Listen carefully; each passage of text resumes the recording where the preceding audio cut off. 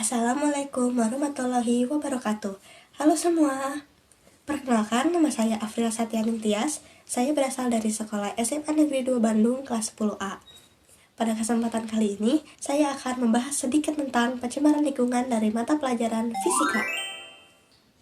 Apa itu pencemaran lingkungan? Pencemaran lingkungan adalah terkontaminasinya komponen fisik dan biologis dari sistem bumi dan atmosfer sehingga mengganggu keseimbangan ekosistem lingkungan.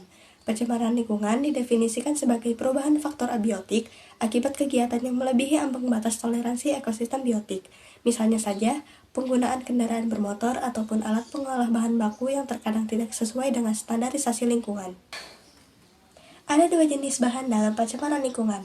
Yang pertama ada non-gradable. Non-gradable adalah polutan yang tidak dapat diuraikan oleh kemampuan proses alam itu sendiri. Contohnya merkuri, timah hitam, arsenik, dan lain-lain. Yang kedua ada degradable. Degradable adalah polutan yang dapat diuraikan kembali atau dapat diturunkan sifat bahayanya ke tingkat yang dapat diterima oleh proses alam. Contohnya kotoran hewan, kotoran manusia, dan limbah tumbuhan. Ada banyak jenis pencemaran lingkungan, tetapi di sini saya akan membahas 3 jenis pencemaran saja, yaitu pencemaran udara, tanah, dan air. Pencemaran udara merupakan kehadiran satu atau lebih substansi fisik, kimia, atau biologi di atmosfer yang dapat membahayakan. Contoh kasus pencemaran udara yang pernah terjadi di Indonesia, yaitu polusi udara Jakarta tahun 2023. Jakarta pernah menempati posisi teratas daftar kota dengan tingkat polusi terburuk pada Senin 7 Agustus 2023. Selanjutnya ada pencemaran air.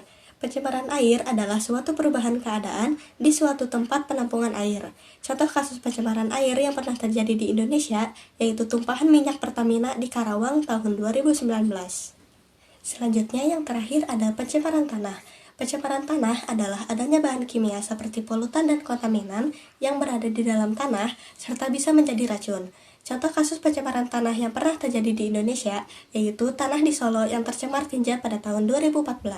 Sebanyak 70% dari 44 km persegi tanah di Solo masuk kategori merah atau tercemar. Adapun faktor-faktor yang dapat menyebabkan pencemaran lingkungan. Yang pertama, aktivitas industri. Proses produksi dan pembuangan limbah industri tanpa pengelolaan yang baik dan benar itu dapat menjadi penyebab utama pencemaran lingkungan. Yang kedua, pertumbuhan penduduk. Pertumbuhan populasi manusia yang cepat dapat menyebabkan peningkatan konsumsi sumber daya alam dan produksi limbah. Dan yang terakhir, nomor 3, penggunaan bahan kimia. Pertanian modern yang menggunakan pestisida dan pupuk kimia berlebihan dapat mencemari tanah dan air.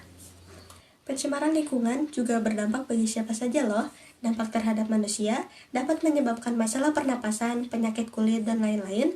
Kemudian dampak terhadap ekosistem menyebabkan kehilangan keanekaragaman hayati dan mengancam keberlangsungan hidup banyak spesies. Serta dampak terhadap keberlanjutan dapat memicu perubahan iklim global, sementara pencemaran air dan tanah dapat mengancam ketersediaan sumber daya. Kasus pencemaran lingkungan yang paling besar terjadi di Jepang, yaitu pencemaran merkuri di Teluk Minamata, Jepang.